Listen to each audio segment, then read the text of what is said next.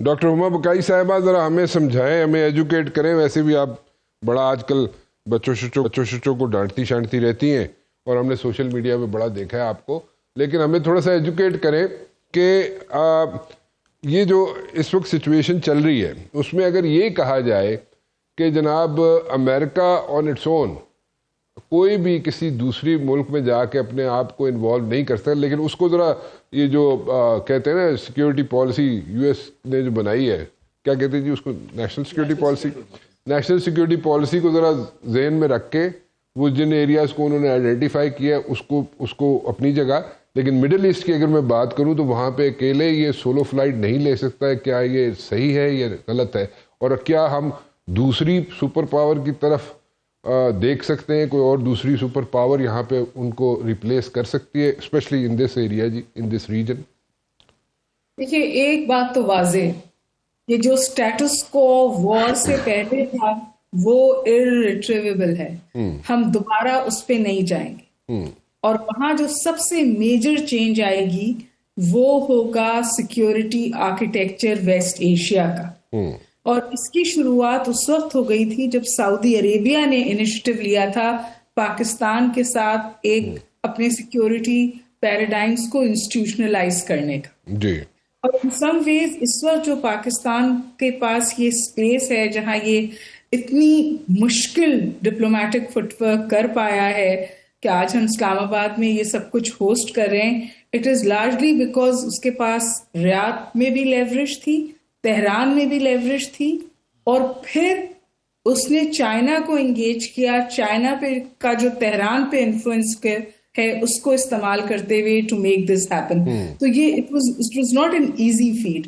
اچھا یہ چینج نہیں ہوگا میرے خیال ہے. میرے خیال ہے جو دوسری چیز چینج ہوگی وہ ویسٹرن کنسنسس ہے جو بالکل فریگمنٹ کر چکا ہے. تو جو آپ کو یورپ کی انکنڈیشنل سپورٹ نظر آتی تھی یو ایس کے لیے, میرے خیال ہے دوز ڈیز آر اوور. اور ان سم ڈیز یہ پریزیڈنٹ ٹرمپ نے خود کریٹ کیا ہے. اٹس انٹرسٹنگ نا کہ اس وقت ہم کیا بات کریں ایران سے. ہم ایران سے آپ ایران سے امریکہ کیا مانگ رہے ہیں؟ ایران سے امریکہ مانگ رہے ہیں کہ جی ہرمز کھول دو انکنڈیشنل. دوسرا کہہ رہا ہے کہ جی یورینیم کی انرچمنٹ مت کرو. تیسرا کہہ رہا ہے اپنی دفاعی صلاحیتوں کو تھوڑا سا کرٹیل کر لو. جس وقت جنیوا کی نیگوسیشنز انہوں نے سبوٹاج کی ہیں اس وقت ایران یہ کرنے کو تیار تھا, اور ہرمز کی کوئی سچویشن ہی نہیں تھی. ہرمز کو بند کرنا وہ نائٹ میئر سینیریو تھا جو ویسٹ پینٹ کرتا تھا. لیکن اب ہرمز پہ سے اپنا ویٹو ایران کبھی بھی نہیں ہٹانے والا, اور اس کی بہت ساری وجوہات ہیں. اگر وہ ٹول لینے کی بات کرتا ہے تو پھر ٹول کس کرنسی میں ہوگا؟ اگر ٹول ڈالرز میں ہوگا تو پھر ایران پر سے سینکشنز ہٹیں گی. ٹھیک. اور اگر یون اور ایرانین کرنسی میں ہوگا تو کیا دنیا ڈی ڈالرائزیشن کی طرف بڑھ رہی ہے؟ ایک یہ فیکٹر ہو گیا. دوسرا یہ کہ ایران نے ایک اب جو اے سیمیٹری وار کی ابھی سعید صاحب بات کر رہے تھے نا, وہ اب کھل کے سامنے آ رہی ہے, کیونکہ جو اکنامک پین انفلکٹ کرنے کی طاقت ایران کے ہاتھ میں آئی ہے وہ اور چوک پوائنٹس پہ بھی ایکسرسائز کی جا سکتی ہے. مثلاً مندل عرب پہ ایکسرسائز ہو سکتی ہے, ہوٹیز کر سکتے, چائنا کر سکتا ہے. دیکھیے نا امریکہ نے کیا کیا, یہ جو چینج ہوا ہے نا سیکیورٹی فریم ورک وہ کیا ہے. ابھی وینزویلا کی بات ہو رہی تھی کہ وینزویلا میں امریکہ نے یہ کیا and it could get away with it. اس کا مطلب ہے کہ اپنے بیک یارڈ میں Russia can do what it wants, جو یوکرین کے ساتھ کر رہا ہے. ساؤتھ چائنا سی میں تائیوان کے ساتھ China can do what it wants, اور اب کوئی گلوبل آرڈر نہیں ہے. بات یہ ہو رہی ہے کہ ایک ڈس آرڈر ہے. ایک بات اور کہنا چاہتی ہوں, دیکھیے ابھی کوئی 3 دن پہلے تک ہم سب اپنے انالیسز میں کہتے تھے کہ اس جنگ سے صرف ایک ملک کو فائدہ ہو رہا ہے اور وہ ہے اسرائیل, اور اس لیے وہ اپنی ہیلز ڈگ کر کے اس جنگ کو جاری رکھ رہا ہے at any cost and every cost. In 48 hours پوری سچویشن بدل گئی ہے. اسرائیل میں نتنیاہو کو کہا جا رہا ہے کہ یہ آپ نے ہسٹوریکل بلنڈر کیا ہے, کیونکہ آئندہ آپ کو یہ سپیس کسی امریکن پریزیڈنٹ کے ساتھ نہیں ملے گی. ان پہ کرپشن چارجز ہیں, ان کے الیکشنز پہ سوالیہ نشان اٹھ گیا ہے. اب اسی ایکویشن کو آپ یو ایس میں لے جائیے. آپ وائس پریزیڈنٹ تشریف لائیں, لیکن آپ سوچیں ان کا اسٹیک کیا ہے یہاں پہ. وہ نیکسٹ پریزیڈینشیل کینڈیڈیٹ ہے ریپبلکنس کے لیے. اور Republicans to get back into the game, this war needs to end, کیونکہ یو ایس میں اس کی کوئی اونرشپ نہیں ہے. اینڈ اسپیشلی جو کاسٹ, جو اس کی قیمت آئی ہے نا, وہ امریکہ اپنی جنگوں کی قیمت خود نہیں اٹھاتا جی, اور اس وقت کوئی اس سے وہ قیمت بانٹنے کے لیے تیار نہیں ہے. تو آئی تھنک کہ میرا ذاتی خیال یہ, جتنی میری سمجھ ہے, مجھے لگتا ہے کہ پورا گلوبل آرکیٹیکچر اب تبدیل ہوگا, ہمیں پہلی والی دنیا نہیں دکھے گی. ہاں, جو ایک بات مجھے اچھی لگتی ہے وہ یہ کہ پاکستان از اے پاور جو اس ٹرانزیشن کا حصہ ہے, اور اس نے جو اپنے لیے اسپیس کریٹ کی ہے وہ بڑھے گی انشاءاللہ. ٹھیک, آپ اسے ایگری کرتے ہیں اپنا سعید صاحب کہ ہماری جو پاور ہے ہم نے اس پہ پلے کرنا نا, اب you know we have to build on this one.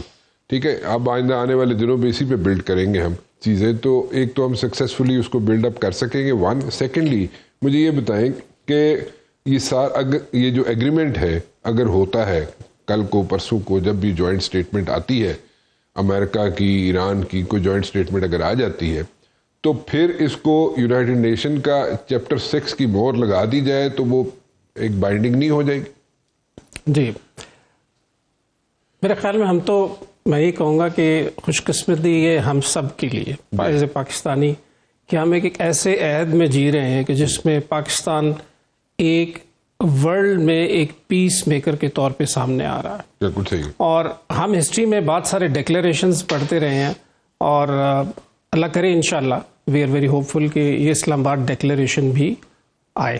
ٹھیک. تو میرے خیال میں تو ابھی ایک, جیسے میں نے کہا تھا کہ تقریباً جب سٹارٹ ہوا 48 آورس کا ایک پہلا سیشن جس میں کہ 48 آورس دیے گئے اور سبسیکوینٹلی پھر ایکسٹینڈ ہوتا رہا, تو یہ ایک بائیلیٹرل ایک نیگوسیشن میں ایگریمنٹ ہونا شروع ہو گیا تھا کہ اب ہم نے ایونچولی ٹیبل پہ جانا ہے, ٹھیک, اور ڈپلومیسی کو ہی, ڈائلاگ کو ہم نے لے کے چلنا ہے. اور پاکستان نے بڑی, میرے خیال میں اس گیپ میں بڑے اچھے طریقے سے اپنے آپ کو پلیس کیا, جس میں چاروں وزرائے خارجہ یہاں پہ آئے, جس میں ایجپٹ, ٹرکی اور سعودی عربیہ.